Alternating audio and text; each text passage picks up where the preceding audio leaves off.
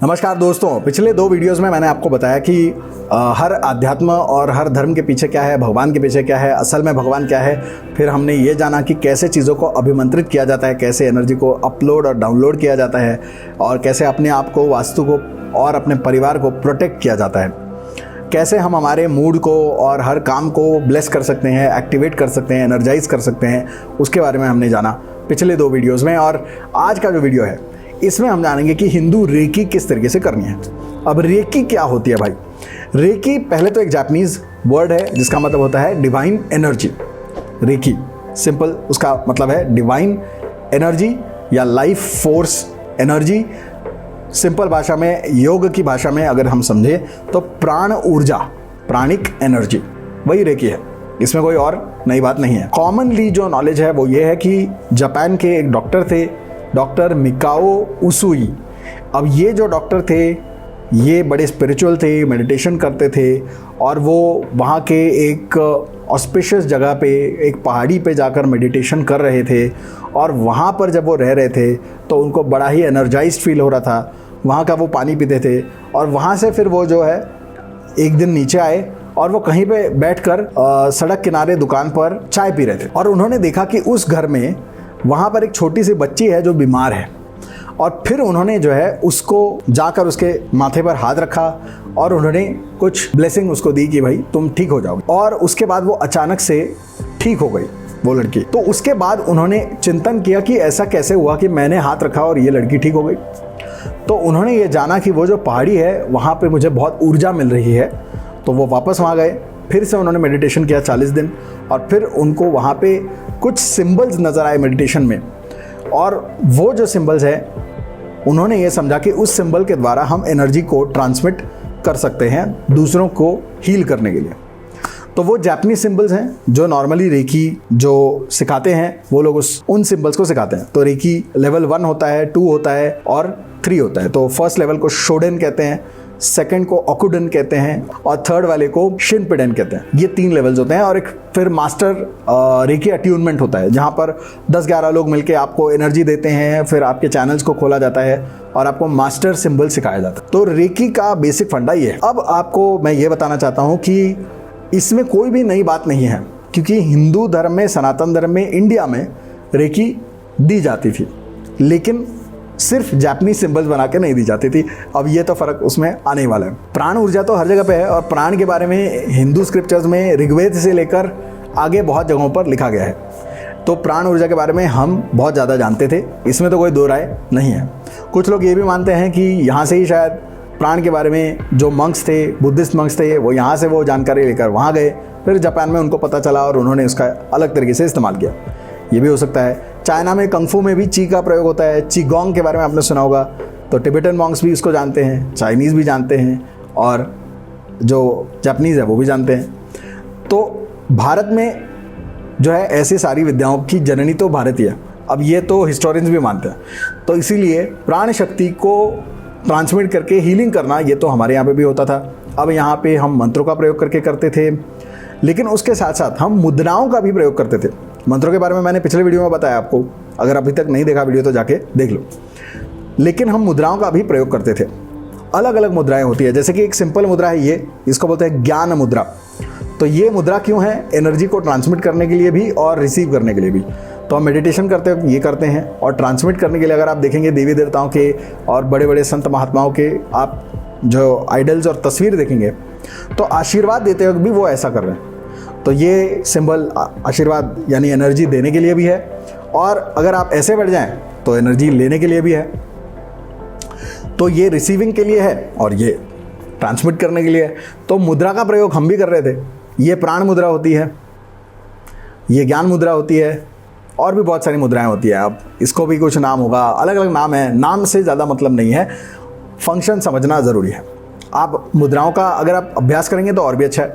लेकिन मुद्राएं भी काफ़ी कॉम्प्लिकेटेड है, बिकॉज ये तो बहुत सरल मुद्राएं हैं जो मैंने आपको बताई हैं, जो कॉमनली लोगों को मालूम भी होते हैं। लेकिन कुछ मुद्राएं बहुत ही कॉम्प्लिकेटेड होती हैं, जिसमें दोनों हाथों का प्रयोग करके बहुत ही कॉम्प्लिकेटेड से उसमें वो बनाने होते हैं। और पुराने ज़माने में जो पंडित पुरोहित होते थे वो यजमान को जो है मुद्रा प्रदर्शित करते थे। देवी देवताओं की प्राण प्रतिष्ठा करते वक्त आज भी मुद्राएं दिखाई जाती हैं। मंदिर में विशेष करके देवताओं को मुद्राएं दिखाई जाती हैं। गुरु को अभिवादन करते हुए भी गुरु को भी कुछ मुद्राएं दिखाई जाती हैं।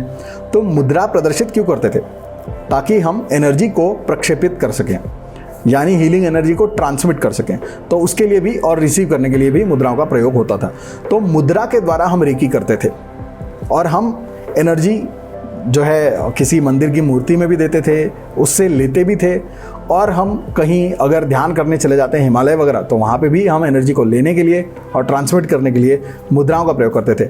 पंडित पुजारी भी अपने संध्या वंदन में रोज़ाना 10-12 मुद्राएं करते थे, मुद्राओं का अभ्यास करते थे। अगर आप जापान में जाते हैं, वहाँ पे निंजा होते हैं, तो निंजास का भी एक डेली रिचुअल होता है जहाँ पर वो बहुत सारी मुद्राएं एक के बाद एक करते हैं। और वो जो है वो बहुत ही सिमिलर हैं हिंदू मुद्राओं के साथ में। और आज वैष्णविज्म के बाद में जो है हमारे धर्म का ज़्यादा जो फोकस है वो भजन पूजन और भोग लगाने में शिफ्ट हो गया, और जो उसके तांत्रिक एस्पेक्ट्स थे, टेक्निकल एस्पेक्ट्स थे, वो पीछे छूट गए। लेकिन अभी भी अगर आप तमिलनाडु, केरल, मैंगलोर, बंगाल और नॉर्थ ईस्टर्न स्टेट्स में जाएंगे, तो वहाँ पर जो पंडित हैं वो आज भी इन मुद्राओं को प्रदर्शित करते हैं, मंदिर में भी और अपने संध्या वंदन में भी और अपनी बड़ी बड़ी पूजाओं में भी। यहाँ तक कि आज भी अगर आप गणेश जी को स्थापित करते हैं अपने घर में, कोई भी ऐसी प्राण प्रतिष्ठा इत्यादि करते हैं, कोई भी बड़ा पूजन करते हैं, तो उसमें कुछ मुद्राएं आपसे पंडित जी करवाते भी हैं। तो ये मुद्राएं हैं जिनके द्वारा हम ऊर्जा को प्रक्षेपित करते थे। यही हमारा तरीका था रेकी हीलिंग या प्राणिक हीलिंग करने का। तो बेसिकली ये मैं समझाना चाहता था यहाँ पर कि भारत में ये विद्या पहले से उपलब्ध है। अब आज जो है मुद्राएं सीखना, मुद्राएं करना थोड़ा सा मुश्किल है। जापानीज सिंबल्स से बेटर है कि हम हिंदू सिंबल्स का प्रयोग करें, तो सिंबल्स के द्वारा भी हम कर सकते हैं। अब जो जापानीज सिंबल्स होते हैं वो बेसिकली हाथ से उन सिंबल्स को बनाते हैं। जैसे कि ये मैंने बनाया, ये है चोकू रे, तो उसमें जो है मैं एक इमेज भी डाल दूंगा यहाँ पर, ये सिंबल होता है। तो इसको हवा में सिर्फ बनाया जाता है। मतलब मैं अगर आपको हील करना चाहता हूँ तो मैं आपको देख के आपके ऊपर ये हवा में ऐसे एक सिंबल बना देता हूँ, उसके द्वारा अपने इंटेंशन को, एनर्जी को, थॉट्स को आप में ट्रांसमिट करता हूँ फॉर हीलिंग। तो इसी तरीके से अलग अलग होते हैं। तो इसी के जगह पे आपको हिंदू सिंबल्स का प्रयोग करना है, ठीक है। तो इसमें मैं आपको जो है 2 सिंबल्स आज बताऊंगा और सिर्फ 2 में ही आपका सारा काम हो जाएगा। तो पहला सिंबल है ओमकार। तो आपको सिर्फ किसी को देखकर, किसी वस्तु को देखकर आपको सिर्फ हवा में ओमकार बनाना है, ओमकार बनाना है, ठीक है। ओमकार बना दिया तो उसी से आपकी एनर्जी ट्रांसमिट हो गई। इसके अलावा आपको कुछ नहीं करना है। ये ओमकार आप 10, 20 बार, 21 बार भी इस तरीके से बना सकते हैं। दूसरा सिंबल है स्वास्तिक। तो स्वास्तिक को ऊपर से नीचे की तरफ बनाना है हमेशा, ये याद रखना है आपको। और इसमें डॉट वॉट लगाने की जरूरत नहीं है। डॉट लगाना है, साइड में वो डिज़ाइन बनाना है, डिज़ाइन नहीं बनाना भाई, अपने को सिंपल बनाना है। 1 2 3 1 2 3 हो गया। और हमेशा नीचे से ऊपर की तरफ हमें बनाना है। ये 2 आपको सिंबल्स याद रखने हैं। अब जो ओम सिंबल है वो एनर्जी को इनवाइट करने के लिए है कि एनर्जी हमें यहाँ लगानी है। और फिर जो स्वस्तिक है वो उस एनर्जी को बैलेंस करने के लिए और एनहांस करने के लिए हम वहाँ पे ड्रॉ करेंगे। तो किसी भी व्यक्ति को ये दोनों सिंबल से आप रेकी दे सकते हैं। तो आप पहले ओम बनाएंगे 7 बार, 11 बार, 21 बार, और फिर उसके ऊपर आप स्वास्तिक बनाएंगे 7 बार, 11 बार या 21 बार।